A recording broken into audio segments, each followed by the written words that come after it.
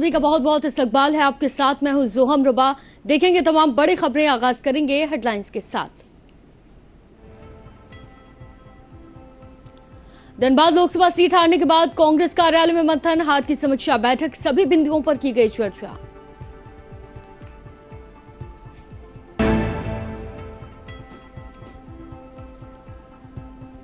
अजय कुमार ने press conference के दौरान एनडीए सरकार पर जमकर बोला हमला, कहा आए दिन रेल दुर्घटना से लोगों की जान जा रही है और भाजपा चुप।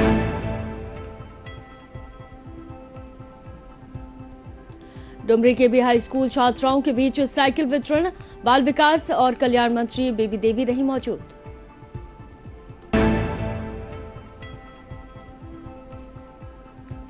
साहिबगंज में मोहर्रम में जुलूस की शर्तों का किया गया उल्लंघन, प्रशासन ने लिया एक्शन, 9 कमेटियों का लाइसेंस तत्काल रद्द।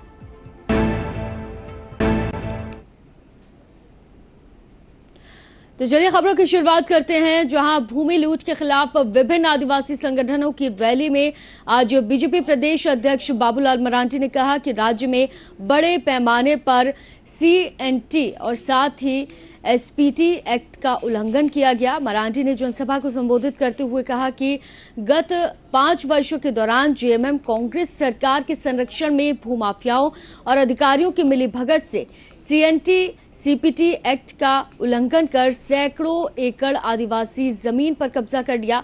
मरांडी ने आगे कहा कि गरीब आदिवासियों की जमीन को भूमाफियाओं के चंगुल से मुक्त कराने तक भारतीय जनता पार्टी का संघर्ष जारी रहेगा। उन्होंने कहा कि झारखंड में जमीन की सबसे ज्यादा लूट वर्तमान जेएमएम कांग्रेस की सरकार में हुई है। हेमंत सोरेन परिवार ने हाईकोर्ट में 108 जमीन की डीक जमा की है। कांग्रेस शासनकाल में अपनी जमीन से विस्थापित लोगों का पुनर्वास भी हेमंत सोरेन सरकार नहीं करा पाई। बीजेपी प्रदेश अध्यक्ष ने कहा कि झूठ और भ्रष्टाचार जेएमएम कांग्रेस सरकार की पहचान बन चुकी है। ये सरकार सिर्फ अपने परिवार का विकास करने में व्यस्त है। आज झारखंड की जनता खुद को ठगा हुआ महसूस कर रही है।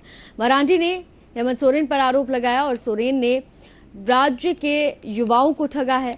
उन्होंने जेपीएससी जेएसएससी परीक्षा में पेपर लीक कराकर गरीब युवाओं के हक की नौकरियां बेच डाली और सत्ता का दुरुपयोग कर आदिवासियों की जमीनें भी हड़प ली।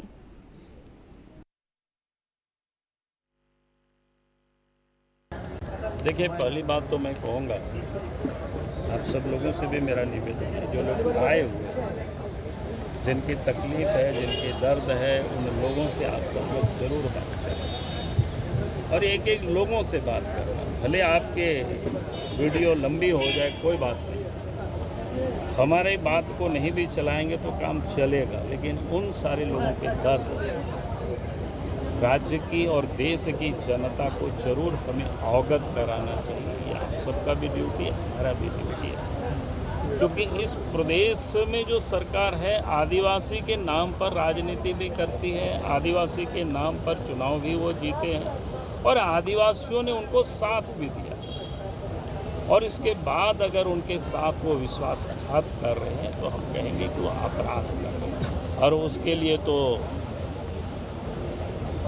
अपराधियों को तो जो दंड मिलता है वो दंड मिलेगा सब। मैं वही बात तो कह रहा हूँ ना, ये सब काम बिना सरकार के संरक्षण में नहीं हो सकता है। सीओ की इतना हिम्मत नहीं होगी।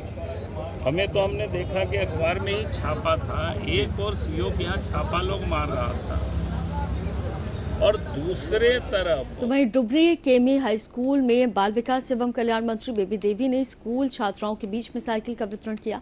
इस दौरान उन्होंने बताया कि प्रखंड के सरकारी विद्यालयों की कक्षा 8वीं में नामांकित एवं 9वीं में अनुसूचित जाति, अनुसूचित जनजाति, पिछड़ा वर्ग और साथ ही अल्पसंख्यक छात्र छात्राओं के बीच में साइकिल का वितरण किया जा रहा है। इसको लेकर डुमरी बीडीओ अन्वेषा ओढ़ा ने बताया कि प्रखंड में करीब 2600 छात्राओं के बीच में साइकिल का वितरण किया जाना है, जहां डुमरी में फिलहाल 900 साइकिल की व्यवस्था है, तो वहीं आज 200 से 250 साइकिल का वितरण किया गया। इस दौरान बड़ी संख्या में स्कूली छात्र छात्राएं मौजूद रहे।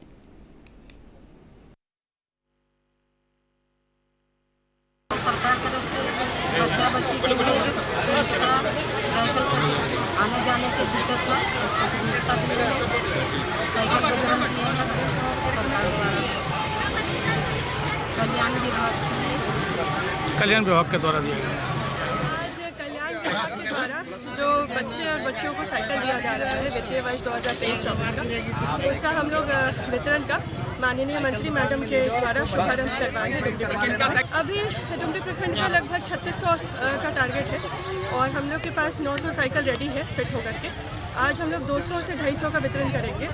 और तो वहीं पूर्व सांसद सह कांग्रेस कमेटी के सदस्य डॉक्टर अजय कुमार ने प्रेस कॉन्फ्रेंस के दौरान एनडीए सरकार पर जमकर हमला बोला। उन्होंने कहा कि आए दिन रेल दुर्घटनाएं हो रही हैं और भाजपा चुप है। तो वहीं डॉक्टर अजय कुमार ने कहा कि रेल दुर्घटनाओं में लोगों की जान जा रही है और साथ ही रेल मंत्री रील बनाने में व्यस्त हैं। कंचनजंगा एक्सप्रेस ट्रेन दुर्घटना के बारे में जानकारी देते हुए बताया कि पश्चिम बंगाल के सिलीगुड़ी में एक मालगाड़ी की चपेट में आने के बाद सोमवार को सियालदह जाने वाली कंचनजंगा एक्सप्रेस के 3 पीछे के डिब्बे पटरी से उतर गए, जिससे लोगों की मौत हो गई। तो वहीं 30 से ज्यादा लोग घायल हो गए और साथ ही क्या कुछ उन्होंने बातें कही, सुनिए।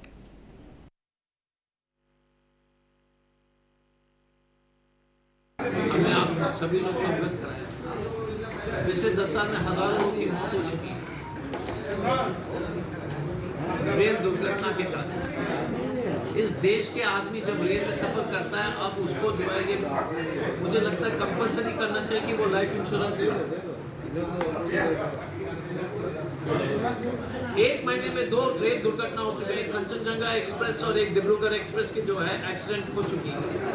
कंचनजंगा एक्सप्रेस में जो रिपोर्ट आया है उसमें बोलता है कि रेलवे लोको पायलट के पास वॉकी टॉकी नहीं है, प्रशिक्षित नहीं है। अश्विनी वैष्णव ने कुछ दिन पहले कहा था कि रेलवे कवच जो है हम पूरे देश में लगाएंगे, उसका खर्चा 65,000 करोड़। वो पैसा तो दिया नहीं। 1 लाख करोड़ जो है उसने दे दिया है बुलेट ट्रेन के लिए। और जो रेलवे सुरक्षा कोष है, तो हमारा आपसे इतना ही। तो चलिए खबरों में आगे बढ़ते हैं, जहां गढ़वा जिले को एक और तोहफा मिला है। इस तोहफे से गढ़वा सहित अन्य जिलों के विद्यार्थियों को भी लाभ मिलेगा। झारखंड सरकार के मंत्री पेयजल एवं स्वच्छता विभाग सह गढ़वा विधानसभा क्षेत्र के विधायक मिथिलेश कुमार ठाकुर ने आज कल्याणपुर स्थित नया समरवालय भवन के पीछे आधुनिक पुस्तकालय भवन में आधारशिला रखी। इसकी क्षमता 1000 छात्रों के बैठने की है। मंत्री ने विधिवत पूजा अर्चना कर भवन निर्माण की आधारशिला रखी। साथ ही मौके पर उन्होंने शिक्षा विभाग के कई सेवानिवृत्त शिक्षक सहित अपने गुरुजनों को भी पुष्प भेंट कर और शॉल उड़ाकर उन्हें सम्मानित किया। आपको बता दें कि तीनों मुख्यमंत्री उत्कृष्ट विद्यालय के प्रधानाध्यापक को भी उन्होंने उत्कृष्ट कार्य के लिए सम्मानित किया। जिला शिक्षा पदाधिकारी गढ़वा आकाश कुमार के द्वारा बताया गया कि करीब 3,71,08,000 रुपए की लागत से ये आधुनिक पुस्तकालय का निर्माण विभाग के द्वारा कराया जा रहा है। ये वातानुकूलित है और साथ ही यहाँ पर वाईफाई की सुविधा भी होगी।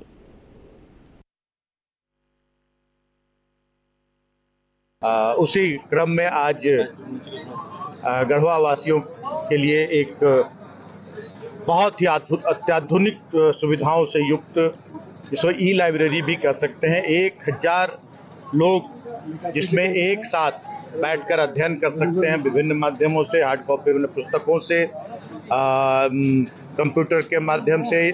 ये पूरी तरह से इंटरनेट से लैस होगा और ई एजुकेशन की भी यहाँ पर पूरी तरह से सुविधा होगी और हर तरह से पूरी तरह से वातानुकूलित लाइब्रेरी ये बनने जा रहा है, जो लगभग हम कहें तो 10,000 स्क्वायर फीट में से ज़्यादा में बनेगा। और ये गढ़वा के छात्र छात्राओं, गढ़वा के जो प्रतियोगी परीक्षाओं में जो हमारे बच्चे बच्चियां हिस्सा लेते हैं और उन्हें दूर दराज के क्षेत्रों में जाकर, बड़े शहरों में जाकर जो कोचिंग नहीं कर पाते हैं, उनके लिए भी एक बहुत बड़ा। तो चलिए खबरों में आगे बढ़ते हैं। धनबाद जिला कांग्रेस कमेटी की ओर से धनबाद लोकसभा सीट हारने के बाद में कांग्रेस कार्यालय में हार पर चिंतन मंथन की जा रही है, हार पर, और साथ ही इसको लेकर समीक्षा बैठक भी की गई। सभी बिंदुओं पर भी चर्चा की जा रही है। वहीं कार्यकारिणी अध्यक्ष रशीद रजा ने मीडिया को जानकारी देते हुए बताया कि लोकसभा चुनाव हारने के बाद ये पहली बैठक की गई है और इसकी समीक्षा की जा रही है तथा बिंदुओं पर भी चर्चाएं की जा रही हैं। वहीं उन्होंने बताया कि कैसे हार हुई, क्यों, इन कारणों पर इस पर चिंतन किया जा रहा है। इन सब बिंदुओं को लेकर आज कांग्रेस कार्यालय में बैठक की गई और आगे की विधानसभा चुनाव पर भी विचार विमर्श किया गया, ताकि विधानसभा चुनाव में कांग्रेस का प्रदर्शन कैसे बेहतर हो, इन सब पर चिंतन मंथन किया जा रहा है, ताकि आने वाले चुनाव में कांग्रेस ज्यादा से ज्यादा सीट जीत कर आए। और साथ ही बैठक का उद्देश्य भी बताया गया।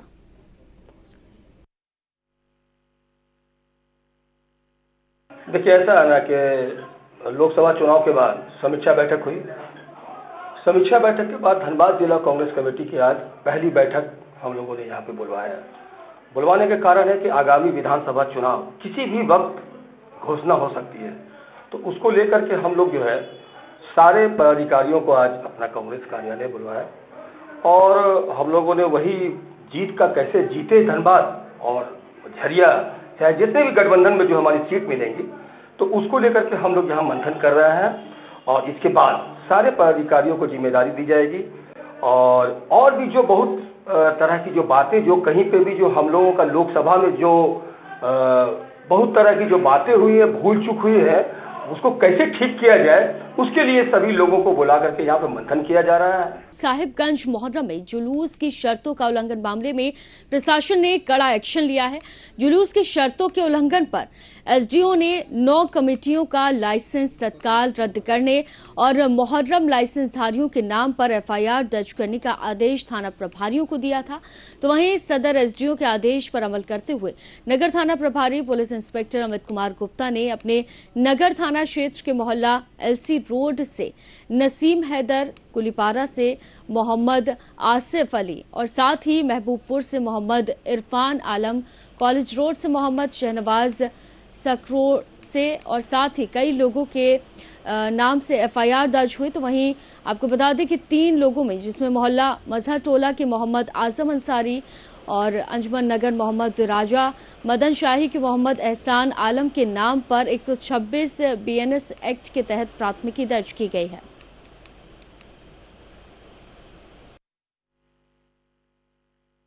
कमेटी के लोग आए थे, उनके साथ कोई बैठक पोजीशन नहीं थी। ये उनके द्वारा हमने जो उनको जो नोटिस किया था, उन्होंने जो 17 तारीख और 18 तारीख को जुलूस निकाल करके जो जुलूस की शर्तों का वायलेशन किया था और 5 बजे के बाद जुलूस निकाला, जिससे हमको बिजली कटना पड़ा और 5 बजे के बाद हम 1 बजे रात तक बिजली नहीं दे पाए। उसके कारण जो लोगों को परेशानी हुई, असह्य कष्ट हुआ, उसकी जिम्मेदारी के लिए। तो चलिए खबरों में आगे बढ़ते हैं, जहां पाकुंड सदर प्रखंड के सोना जोड़े पंचायत के रसिक टोला में डीएमएफटी की मदद से निर्मित प्री फैब्रिकेटेड मॉडल आंगनबाड़ी केंद्र का उद्घाटन सांसद विजय हांसदा और उपायुक्त मृत्युंजय कुमार ने फीता काटकर किया। इस अवसर पर सांसद श्री हांसदा ने कहा कि अति सुदूर क्षेत्र में मॉडल आंगनबाड़ी क्षेत्र के गांव के बच्चे अब बेहतर शिक्षा उपलब्ध कर सकेंगे, साथ ही उन बच्चों के भविष्य भी उज्जवल होंगे।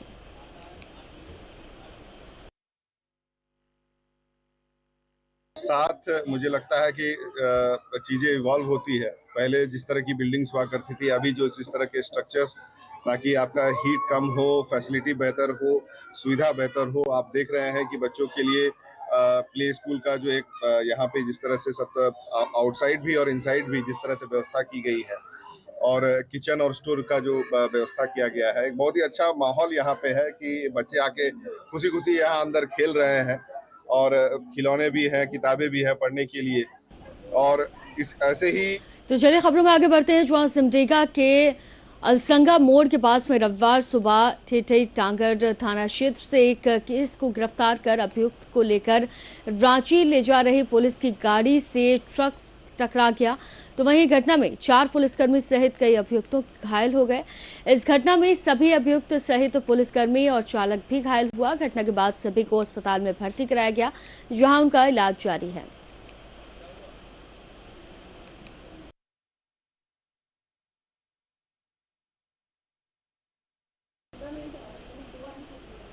तो वहीं बोकारो के सेक्टर 4 थाना समीप मजदूर मैदान के पास में 2 बाइक की टक्कर में एक की मौत हो चुकी है। आपको बता दें कि मजदूर मैदान के पास में खड़े एक बाइक जिसका नाम फयाज बताया जा रहा है। तो वहीं उगदीर बस्ती का रहने वाला वो है, वहीं दूसरा बाइक सवार अपनी रिश्तेदारी सेक्टर 8 में आया हुआ था, जिसका पैतृक गांव नालंदा जिला के इस्लामपुर बताया जा रहा है। मृतकों के परिजनों को सूचना दी गई, जिसके बाद उन्हें अस्पताल में भर्ती कराया गया। चिकित्सकों ने मृत घोषित कर दिया। तो वहीं पुलिस मामले की जांच में जुटी हुई है।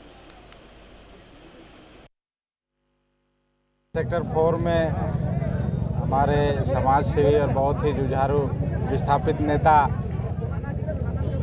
फयाज आलम जी का रोड एक्सीडेंट में देहांत हो गया है और उसी के दरमियान जो है ग्रामीण यहाँ उखरीद 4 लेन चौक में जाम किए थे। उसको लेकर के हम लोगों ने जिला प्रशासन से बात की, डीसी साहब से बात हुई, उन्होंने सीओ साहब को यहाँ भेज करके जो झारखंड सरकार के द्वारा रोड एक्सीडेंट में जो प्रावधान है उसके तहत तो रविवार को सुबह करीब 4:30 बजे महाप्रबंधक कथारा क्षेत्र के आदेशानुसार क्षेत्रीय सुरक्षा पदाधिकारी के नेतृत्व में क्षेत्रीय गश्ती दल और स्वांग कोलियरी गश्ती दल संयुक्त रूप से स्वांग कोलियरी तथा कथारा शावरी में कोयला चोरों के विरुद्ध औचक छापेमारी अभियान चलाएगा। इस छापेमारी में जवानों की देखरेख में कोयला चोर भाग खड़े हुए, तभी कोयले से लदे हुए 4 मोटरसाइकिल और 7 साइकिल को जब्त कर लिया गया। आपको बता दें कि मौके पर उसे क्षतिग्रस्त कर दिया गया। साथ ही कोयले से भरे हुए करीब 45 से 50 बोरे फाड़ दिए गए और साथ ही बरामद कोयले को स्वांग कोलियारी कोयला स्टॉक में गिरा दिया गया, जिसका वजन करीब 3 टन बताया जा रहा है। गश्ती में मौजूद जवानों में इब्रार हुसैन क्षेत्रीय सुरक्षा प्रभारी, नागेश्वर नोगिया ASSI, मिंटू सिंह HSG और साथ ही भुवनेश्वर, मुकेश कुमार, उमेश महली और कई लोग मौजूद रहे।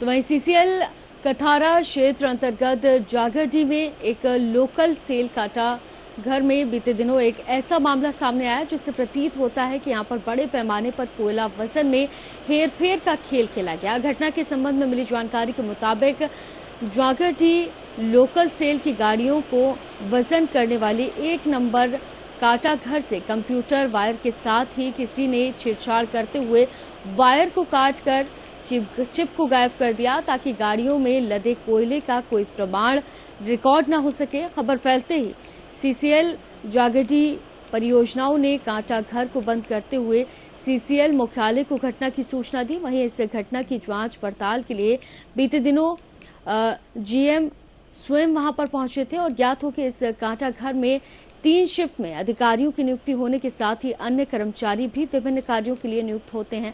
अब सवाल ये उठता है कि चिप गायब होने के साथ ही इसमें हाथ किसका है, इसके पीछे चिप गायब करने में कौन सा गोरख धंधा चल रहा है। मामला के तूल पकड़ते ही CCL जागरडी PO द्वारा श्रवण कुमार नामक एक कांटा बाबू को सस्पेंड कर दिया गया, ताकि तीनों शिफ्ट में 3 अधिकारी होते हैं। इस संबंध में सस्पेंड अधिकारी श्रवण का कहना है कि मैं निर्दोष हूं और मुझे फंसाया जा रहा है।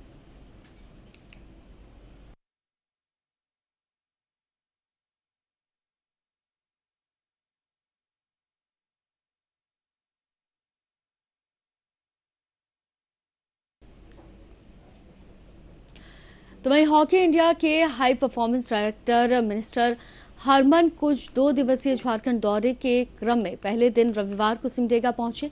हॉकी झारखंड के महासचिव विजय शंकर और साथ ही centre of excellence Eklavya hockey centre Ranchi के प्रशिक्षक सुधीर के साथ सिमडेगा पहुंचकर उन्होंने हॉकी स्टेडियम परिसर में centre of excellence Eklavya hockey centre Simdega तथा आवासीय हॉकी सेंटर सिमडेगा के खिलाड़ियों और उनके प्रशिक्षण को बातचीत भी की, उनका उत्साह भी वर्धन किया।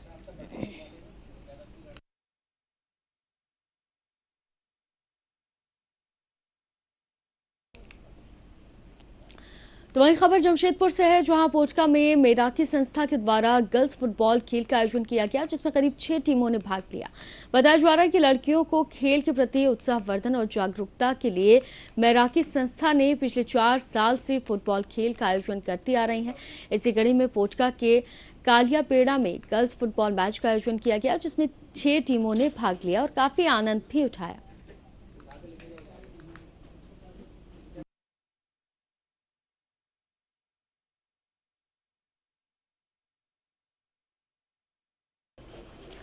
तो वहीं हजारीबाग में आज मैराथन दौड़ का आयोजन किया गया। यह आयोजन भाजपा नेता समाजसेवी प्रदीप प्रसाद के द्वारा किया गया। प्रदीप प्रसाद पर्यावरण दिवस के दिन 5 जून को एक संकल्प लिए थे कि हजारीबाग को हरा भरा बनाने और साथ ही 1 लाख पौधा लगाने का जो लक्ष्य है उसे पूरा किया गया। आज इसी उपलक्ष्य में उन्होंने रन फॉर ग्रीन के बैनर तले मैराथन दौड़ का आयोजन किया, जिसमें प्रथम पुरस्कार को करीब 11,000, द्वितीय पुरस्कार को करीब 6,000, तृतीय पुरस्कार को करीब 4,000, जो कि टॉप 10 में आए उन्हें 500 रुपए का पुरस्कार देकर सम्मानित किया गया।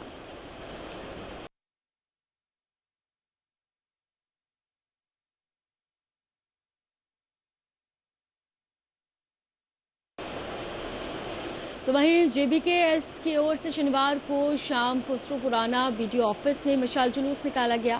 झारखंड सरकार के मुख्यमंत्री हेमंत सोरेन का पुतला भी दहन किया गया। कार्यक्रम में शामिल कार्यकर्ता गत दिनों राज्य में देवेंद्र कुमार महतो और आंदोलनकारी सहायक पुलिसकर्मियों पर लाठीचार्ज की निंदा करते हुए इस्तीफे की मांग की। तो वहीं कमलेश महतो, केंद्रीय संगठन मंत्री, केंद्रीय महासचिव कुणाल कुमार और केंद्रीय सचिव अमन रविदास, विनोद चौहान, रोशन महतो, केंद्रीय सदस्य और कई लोग यहां पर उपस्थित रहे। आपको बता दें कि सभी ने यहां पर मौजूद रहकर प्रदर्शन जमकर किया।